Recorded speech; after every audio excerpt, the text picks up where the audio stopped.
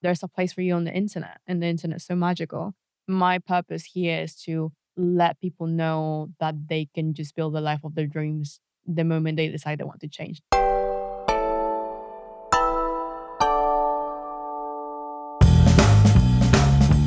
Hello and welcome to this episode of Confessions of a B2B Marketer. And today we have a massive episode. We're bringing on Lara Acosta, who you may have seen on LinkedIn. She has, I think, at this moment, about 110,000 followers. She is crushing it. So I had to bring Lara on to understand her LinkedIn game. She's also a deep expert in personal branding. So we dig into Lara's story, how she has blown up on LinkedIn, the theory behind the creator movement, and then also her thoughts on building a personal brand. Of course, before we jump in, we need to give a quick shout out to Fame. They are the company that produce this show. They also do social and email work. So if you're interested in any of that, please go to fame.so, request a proposal, say that you heard about Fame from Confessions of a B2B Marketer, and I'll make sure we look after you. It's also my company, by the way. So let's jump into that discussion with Lara now. Lara, welcome to the show. Hi, thank you so much for having me. I love your story for a few reasons. The primary one is because how much you can deadlift. Right now, how much are we talking? 145 kilos. Fucking serious. And I weigh 52 kilos. So it's like... Nearly 3 times. And is that like your peak or you've done more? Yeah, that's my peak, yeah. 145. I've never done that in my life. Really? And I weigh a bit more than you. So that's awesome. But there's other things that you've got good at as well that we're going to go into. Writing, personal branding, LinkedIn, soon to be YouTube, but we'll get to that. Okay. My first question is maybe a weird one. Would you describe yourself as a creator? I will. Yeah, always. I'm a creator first, entrepreneur second, I think. Interesting. And why would you say that? Because I've always loved creating content since I was a very young girl. And then the entrepreneurship part just came as a result of creation. But if someone told me to choose between entrepreneurship and creating, I would always go for creator. I love, you see me creating content on LinkedIn, Twitter, now YouTube, and that is my bread and butter. And then as a result, I've become an entrepreneur because I've been able to monetize what I You got so good, then you have to do this other stuff. Yeah, and then people started asking me if I could do it for them, and then it just became a business. But it all started because I was creating. Like the Twitter account you had when you were 13. Yeah, good research. Tell us about this. Ever since I was a little girl, I just knew I wanted to be on the internet. I got my first laptop when I was 5. I was in computer lessons since I was very young. My parents were very adamant of teaching me the internet. Since I was as soon as it came out, they were like, she needs to go on and learn computer science and stuff. And I went and I did it. And I found Twitter, YouTube, everything. And what age was this? 13? Very 13 was when I first started my accounts on social media. But it was even before that. I was watching YouTube and I was downloading illegal music and videos and films from LimeWire and all of those. You remember that? Yeah. I think I'm a bit older than you. I was downloading all the illegal stuff and getting viruses on my computer all the time. But I just always found the internet so fascinating. So I'm obsessed with it. And so I want to dig into this creator thing. Why do you feel like this is you? Is it just because you have this audience of people and then you think about stuff and then you produce some content and they love it? You just really enjoy that process? Yeah. Just the idea of creating something out of your head and then having people like it and then exploring your sort of curiosity from that and being okay, I like this concept. I'm going to recreate it. I'm going to put my face in it. And then people react to it and like it. And then you can keep on creating something you love. And then you create a community that loves it as well, just from your own head. And it's sort of I'm an only child. So I feel the need for a community has always been very big for me because I didn't have any siblings to share anything with. So the internet became my safe place to just create and explore things. And because I was always sort of the odd one out. I was just my parents were very different. They're Buddhists, vegans, Mexicans. And I was just the weird kid at school. I was the only girl with my skin color as well. So I was very different. My dad was always pushing me to be myself. And at school, you're not really meant to fully be yourself. You're meant to start being a mold. And my dad really pushed me to be me. And people hated that. But in the internet, people just really enjoyed that. Yeah. So that's really it. And so then you had this conflict because you became the creator and then all these people were like enjoying everything you're doing. And then that to, I guess, sustain it or to grow it, you need the entrepreneurship part as well. So now you're essentially doing two jobs, right? So you have to, I guess, work out how you can split your time and do those both well. Like, how do you manage the balance? I don't. There is after the idea of balance to me is non-existent. So you just do it all. I just do it all as much as I can, as hard as I can, and for as long as I can. But balance doesn't really exist. It's just more like synergy or some sort of collaboration between both, but balance just doesn't happen. It's either hard mode or I'm resting, or like hard again or resting. When you're a creator and entrepreneur, both of them are incredibly important. One of them brings you the leads, and then one of them provides you with the idea of like how you're gonna get them and retain them and then scale them. So you need both, and they're both incredibly different jobs. Like one is building a business and one of them is creating the business. And it's like, okay. And when I was introduced to this whole entire world, I was like, okay, this is just so crazy. Like systems, SOPs, Excel sheets, Trello, Zoom, Calendly, Otta, like all these extensions that I had no idea about. And I was like, I just want to write content and that's it. Can I just do that? And it's not. But I'm trying. You're managing it. Where do you think like the obsessiveness comes from? Like you obviously with the way it's like got really good at that, and then now you're getting really good at the entrepreneurship stuff or the creating stuff you're already good at. Why do you think 95% of people would take a day off or take the weekend off, whereas you wouldn't? It comes from challenge. Every single thing I've ever started comes from me having a massive chip on my shoulder. Why? Because you're the only child? No, just because like I'll see someone doing something better than me with less experience than me and I'll be like, why are you doing that? And I'm not me. So like I'd see someone doing a deadlift and I'll be like, I could do that. And then I'm not doing it. And I'm like, okay, I need to get good at this. And I just like fully immerse myself into the whole thing. And then it happened the same thing with entrepreneurship. I just saw someone doing with less experience than me, doing better than me with absolutely no other reason than the fact that they just went and did it. And I was like, okay, this is my sign that I have to do it because I had all the experience, I had all the knowledge, but I just wasn't taking action. And that was like a big kick in the ass for me. And for powerlifting, it was how empowering the sport was. I got into it because of desperation of changing my body. I was a little bit chubby. I was kind of like not happy with my weight. I didn't like how I looked like. And then I got introduced to powerlifting and it made me so confident. The confidence I have now wasn't always there. I was very insecure when I was a child. And the confidence deadlifting double my body weight, triple my body weight brings you is just incomparable to anything. And the ability of being able to change your body and from like fat to thin, like overweight to shredded, it's just like an insane transformation that just carries you through your life, whatever else. Like, you know, you can do it.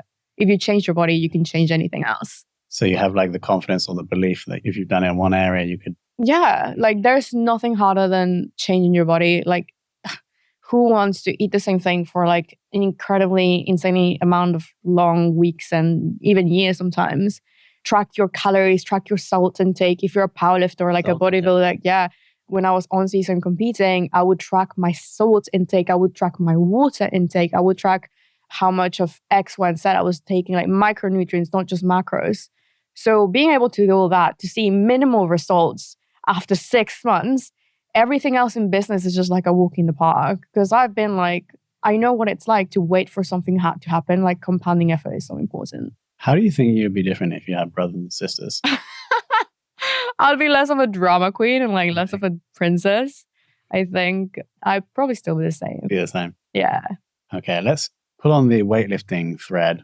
So I think that to me seems like the big learning, which is you've achieved this in one area and so you have the belief to do it in the others. Was there anything else you learned that is, say, helping you in business now? From lifting? Yeah. Oh, so much. I always say that the gym has always been my biggest classroom because it's taught me discipline to wake up and do the exact same thing over and over again. And then to treat the gym with respect. At a powerlift, I went to this gym called MSC Performance in Birmingham. And the way they respected the sport was so, I don't know, almost like majestic at times because it was like please be nice to everyone at the gym. Please be kind. Please be supportive. They would encourage that community feel. And now I literally do that for a living. Like I build communities. I talk to people all the time. I support people all the time. And that natural just for me to do it naturally now comes from the lessons that my coach taught me at the gym. And it's like, be kind, put your weights back in, always say thank you. We had to clean the racks, like when you lift up like a bar, you have chalk and we had to clean it ourselves. Like there was like the cleaners were there, but like you do it out of respect. So now in business, I am very respectful and kind just because that's what I was taught at the gym, which is really cool. Yeah, so that's not necessarily from weightlifting, but like the whole experience. You picked up this learning from this specific gym that now you can apply. Yeah, MSC Performance is the best one in Birmingham, by the way. So, you know. I really haven't been there. Well, I actually haven't been to that many. Yeah, I think the powerlifting community is incredibly powerful and so supportive. It was very, very small when I first started powerlifting in 2018. And it was just so niche and everybody knew each other. Everybody was supporting each other. And it's just a true real life community of people supporting each other online and offline. And whenever I'd see everyone at competitions, everybody knew each other. Everybody would literally shout for each other, like when they were like going for a PR, like on stage. And it's crazy because powerlifting competitions are literally like 7 hours long. They're like the longest thing, like so useless. Like you see people do 9 lifts for like 7 hours and then that's it. Literally nothing else happened. There's nothing and just like up and down, and that's it. But people still go to support their friends because the environment is so intense and so filled with joy and just like courage. It just uplifts you. Do you track LinkedIn metrics like you used to track your macros? No.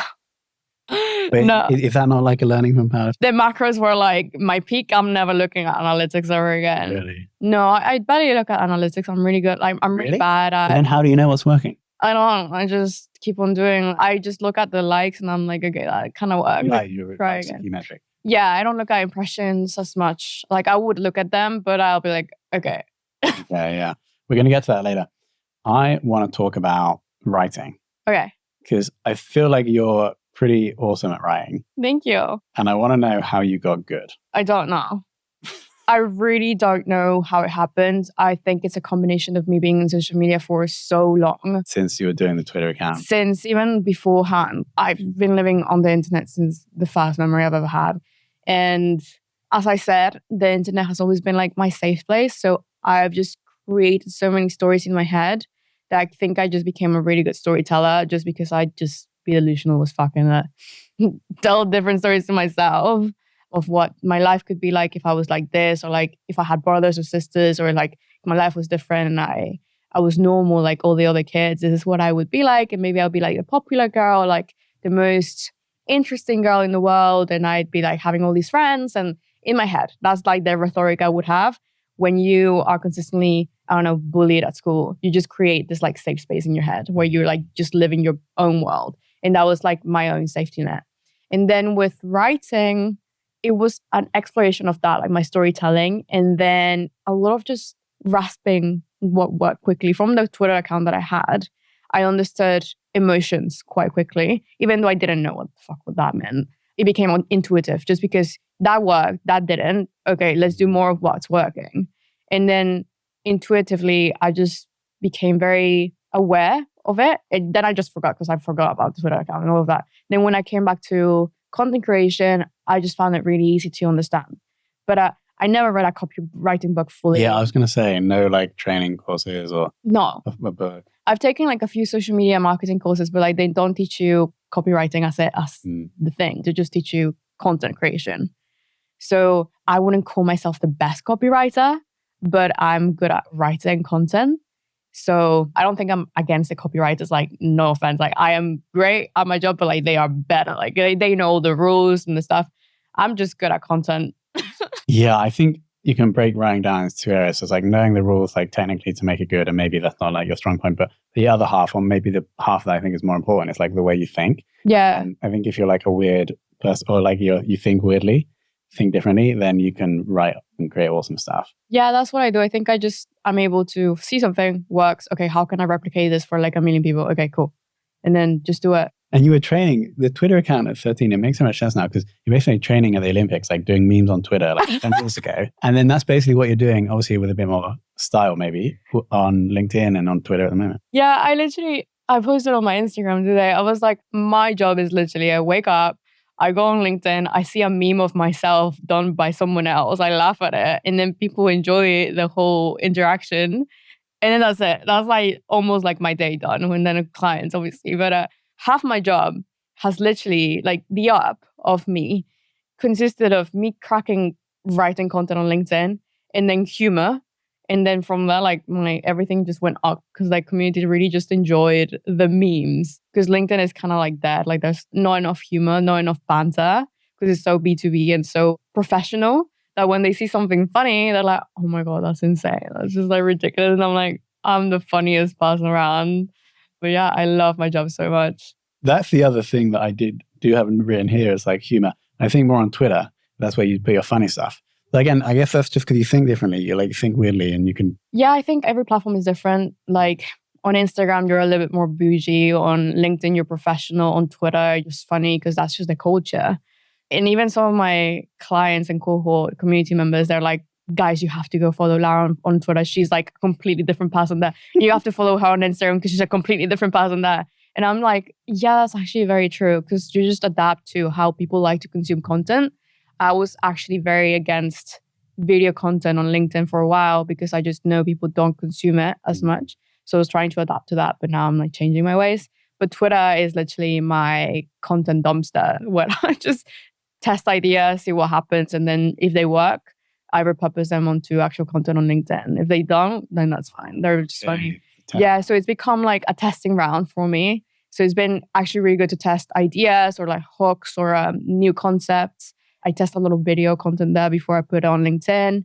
So it's been super cool. How much of your time would you say of your working hours do you spend creating content? All day. The whole thing? Yeah, I'm either researching content and then creating it or I'm writing content. Okay. But then you have the whole business side as well. Yeah. So that is just... Okay, so I spend about 80% of my time creating content and 20% client and strategy and stuff like that. But most of the time, I try and aim it for me to prioritize content creation and just ideation because that's what inspires me. If I notice that if there are days where I just do calls, because a lot of solopreneurs do this, where they just have a whole day booked with calls. Like that's their day, they don't have any calls for the week. For me, that day is horrible and I hate my life and it ruins the entire week for me, regardless, because I just need to be creative at all times. Otherwise, I feel low. I think this is the interesting point for the B2B marketers listening, is that they're all like struggling to get either themselves or people that they're in their business that are trying to make famous. But then I don't think they understand that to get to your level, you have to spend 80% of your time. Well, you don't have to, but to get as good as you need to be, you have to spend a lot more time. Yeah, a lot of people compare their journeys to me. And they're like, oh, she's been doing this for 2 years and she's already exploded on LinkedIn. I've been doing this since I was like 5 years old. But it doesn't really count because it wasn't work. It was just me learning it. But in reality, I spend my every single day learning content. Like I consume it like crazy. I literally listen to 3 podcasts a day. I look at TikTok to analyze it. I look at Instagram sometimes, Twitter all the time, LinkedIn here, calls with clients to ideate, looking at pieces of new content written by other of my friends. Like it's just a lot all the time. Consistent consumption is what's made me so good, or I guess like ahead of a lot of people, just because it's like a consistent content machine you have to create. So you love the game. I love content so much. It's my fuel. Can we do a case study, a LinkedIn case study? Of course. So as I mentioned, B2B marketers listening. So it's a B2B SaaS company in the pharmaceutical space. Okay. And we're going to take the role of like the B2B marketing manager. And they've been tasked with taking someone within the business and like making them famous on LinkedIn within the pharmaceutical world. Mm-hmm. What's the first thing we need to do? Actually, yeah, I have several clients like B2B in like very boring industries like steel and just random like lawyers and stuff. It doesn't matter what industry you are, B2C, C2C, like the thing that builds your personal brand, again, it's personal, is your personality. people go wrong all the time trying to go in with too much education, where it's not even education, it's like very hardcore, badly written piece of content where it's like, it's not even like, here's how to. It's like, pharmaceuticals are the most important thing you can find in your entire life. And this excerpt from like this news magazine, this article that we found from 1997, here's why we think you should care. Sign up below. Who the fuck is going to read that? No one. Even like the most professional people. LinkedIn is a social media platform and they're there to be entertained, inspired, or educated. So if you're not managing to get their attention within the first 3 seconds of doing, because you're not doing any of them, they're not going to read it, even though your content might be super interesting and insightful for them. If you're not touching on any of those points that they need to know, like, okay, what's in it for them to read? People think that because they're like in such a niche industry, like education, like super random, like pharmaceuticals, they need to be super professional about it and use jargon, like professional jargon, when in reality, the more simple you make it for someone to learn something, the more they're going to like you. So what we've done for most of my clients in B2B is we've taken the most important parts of their business and we've reverse engineered what the actual value is for someone that they want to read it is. So like, what is a psychological reason why someone wants to read your content? Is it like money? Is it health? Is it fitness? Is it like adding value to their life? And then we start from there. So instead of saying pharmaceuticals are going to change the world, here's why, be like, this single thing is going to help you live longer. That's 20 times better because you're starting with the benefit, not with the thing. The thing doesn't sell itself if you don't sell it first with the benefit. But we also need to choose somebody that has like a good personality, right? Maybe we could choose the COO, but he's like super boring. Maybe he's like good at writing, whatever. But then this other person, like the head of sales, is like super interesting and like gregarious and like outgoing. We should choose to build their personal branding. Absolutely. Yeah. I think there's an it factor that's necessary. Like that you need to have charisma to build a personal brand. That's like a fact. Yeah, it's either there's a million ways to have charisma. You can have like dry charisma, you can have like typical charisma like celebrities, or you can have very like sarcastic one. But there still needs to be like a thing that makes you shine. Mark Barker used to call himself like the most boring copywriter at the start like of LinkedIn. But even in that, himself calling himself boring and using depreciating humor, that's still very charismatic. So yeah, 100% you need to have something going on besides the knowledge. But I wouldn't put that much stress on that. As long as you have something that you find super interesting and you're willing to try to explore that as much as you can and try new things, like maybe tell your story a little bit or like tell your experience, that'll work. And then more tactically, we posting like twice a day? No. Twice a day on LinkedIn is crazy. Really? Yeah. That's crazy. But like once a day? Once a day. I post once, like 3 times a week at this point. At one point, I posted 5 times a week, but right now, I don't feel like I want to. Okay, so we're going to start 3 times a week. We're going to choose the head of sales who's like a bit charismatic. We're going to ensure that when we're talking about anything to do with the product, we're going to be talking about the benefit, not about like what the product does. Right. And then what else do we need to know?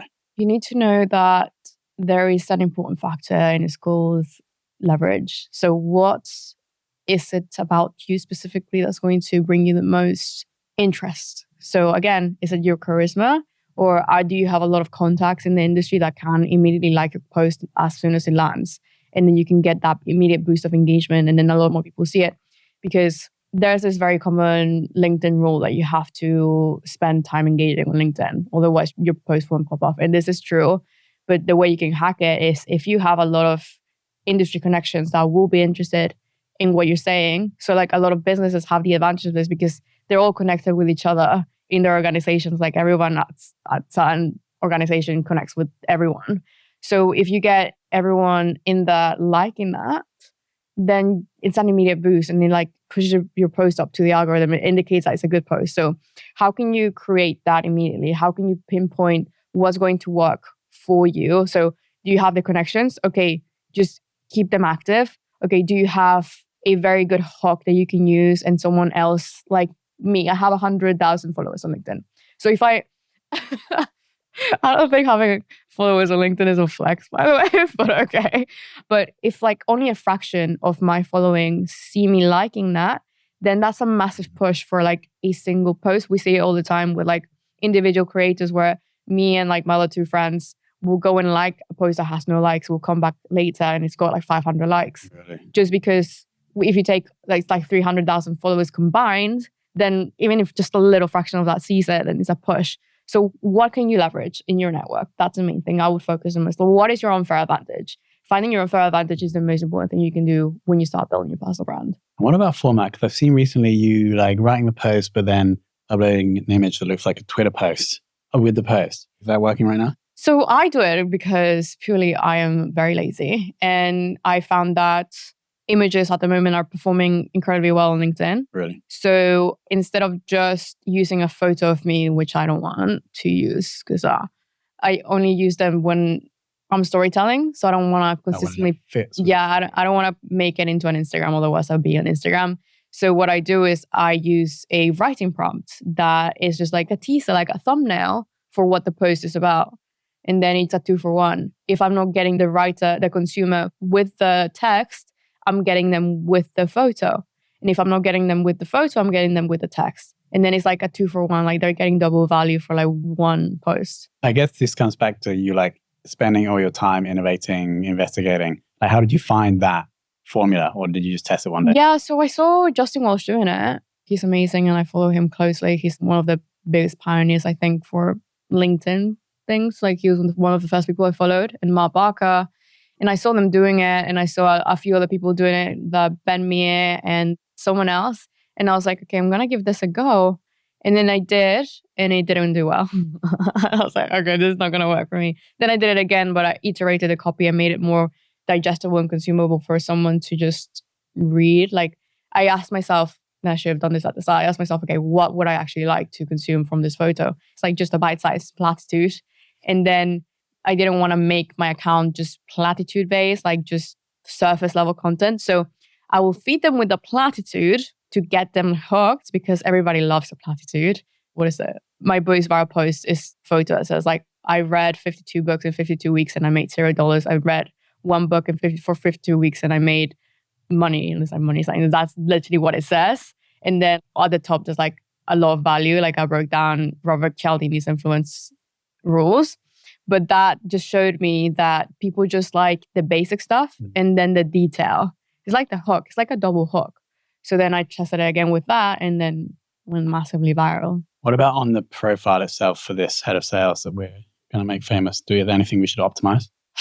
Okay, so for this head of sales... That was like a sigh, like, oh my God, there's a lot to do. It's a lot to do. It's not as simple. So we need to optimize his profile first. Like, what is he looking friendly? How can we make him look as appealing and interesting as possible? So his headshot needs to be clear, concise, and his face needs to be smiling, at least, to make him more approachable. His banner needs to be clear, like, what is he talking about?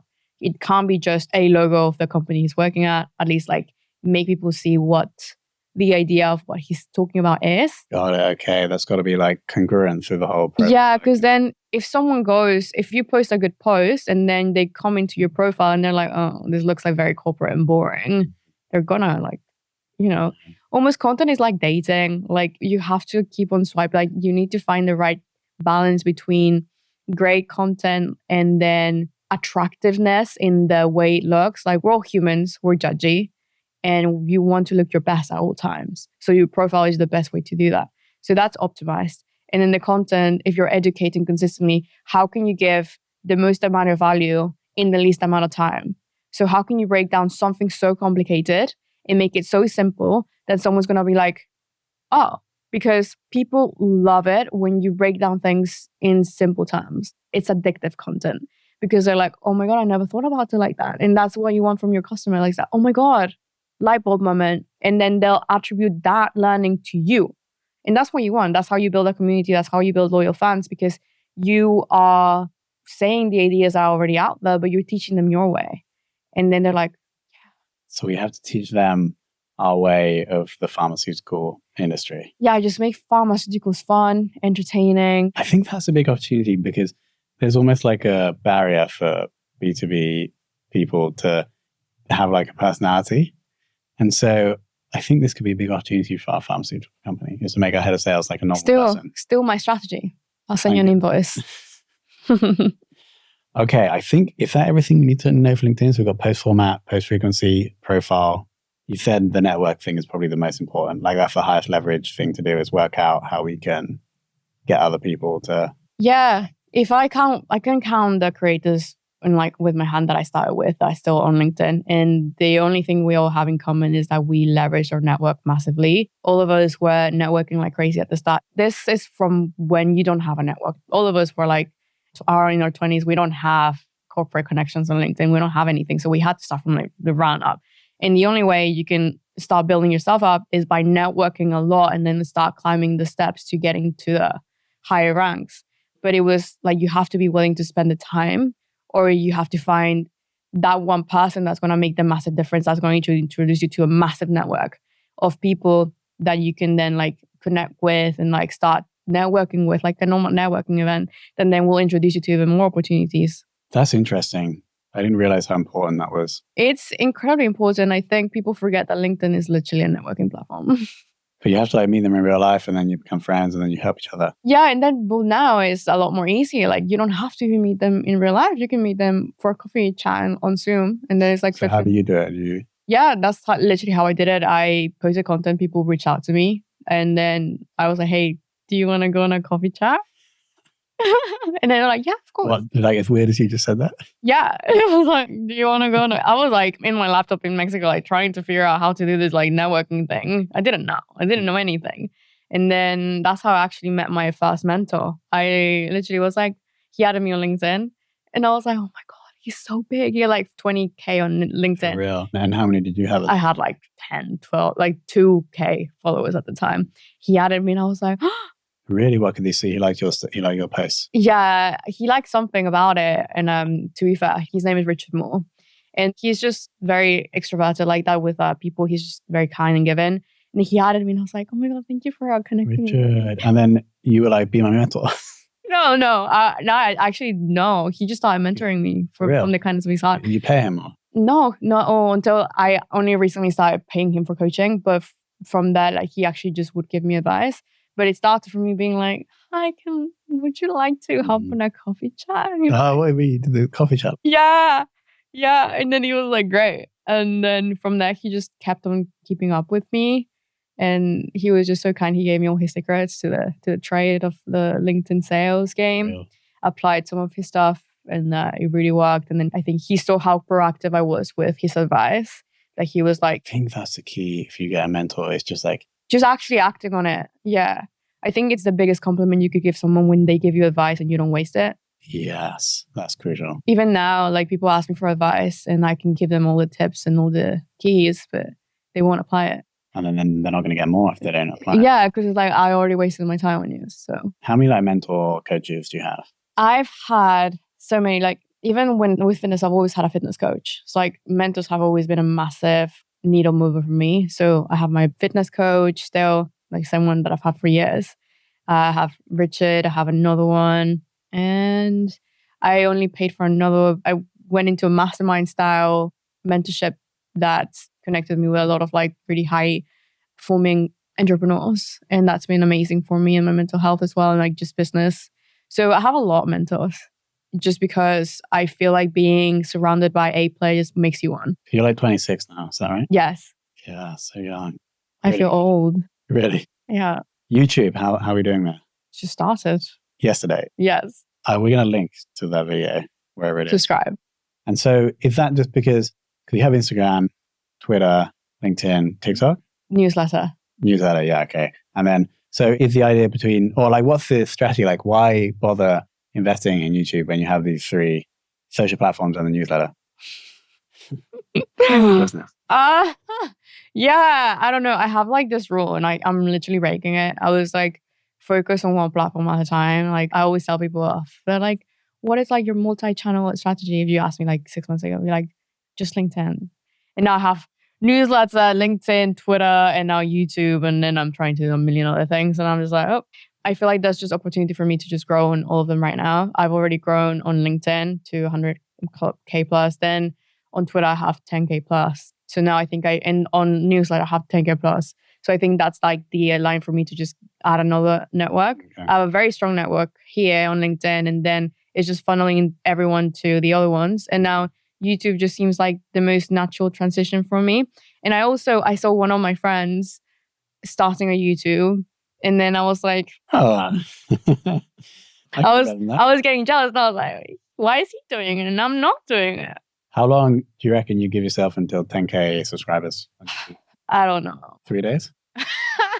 Have you posted about on LinkedIn? 24 hours. Did you post? Yeah, I Did you not posted. just say follow me on? I posted a little teaser where it was like a story. I always try and lead every single post I post with a value rather than promotion. I think that's what's kept my community so strong, that I never direct cold sell them anything. I just sort of try and inspire them, and then come and follow the journey if you want. It's also a way to convert more, right? And then like if you can lead people in, they're like, oh, it's a story, and then you get them like bought in. It's just, more emotionally invested in you. And then the more emotionally invested in you, the more likely they are to return as customers. So yeah, 100%. Can you tell the YouTube story? Can I tell a YouTube story? No, the post that you did about... Oh yeah. I think it's like, I just posted my first LinkedIn post today. This is the most important day of my life. And it's like... that was a hook. Yeah. The most important day of my life. Yeah. Nice. Yeah, I literally cried. Okay. And then it was like... This was yesterday? Yeah, this was yesterday. It's like at 15, I got my... I think I started my YouTube channel. At 16, I learned how to edit. Oh, I bet this performed well. Yeah, it did well. How many likes? It's 1,500. Okay. It's okay. Standard, right? It's all right. Yeah, it was well. So I'm joking. And then I went and broke down why I was starting a YouTube channel rather than keeping on with the story. I just gave them a little teaser. I call this like the Slay framework, where I start with a story, lead with a lesson, then give actionable advice, and then end with a you. Oh, nice. That's my framework. It works really well because it makes people invested. Then they still feel like they're getting some value. And then you turn it onto them, okay, how does this relate to me? I'm using emotional language to sort of connect with them. So it's less about me and more about them. So then the community aspect again is like very important. It's like, I'm not just doing it myself, you're doing it with me. Like we're all in this together, sort of like style. I love this kind of dark influence stuff. It's not dark. I feel like that's everything I do is inspired by people I used to follow on YouTube.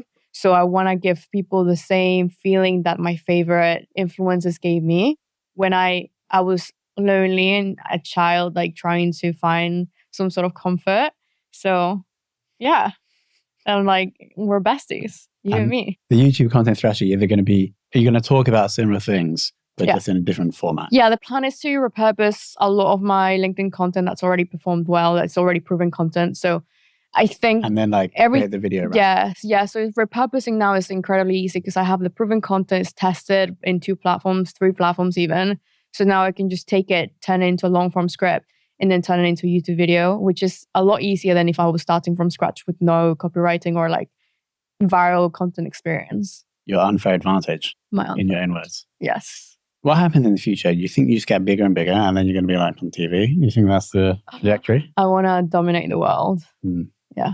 I want to turn my LinkedIn into a massive cult following and make everyone... follow you, like they'll just be walking around, you'll be walking down the street, they'll just be following you, chatting. No, I think my main vision is to help as many people as possible build a personal brand, because I know how impactful it's been for me from being so sad at one point, feeling so lost, to now being able to build myself up from the ground up just because of social media and just because I decided to actually take action and share my thoughts online.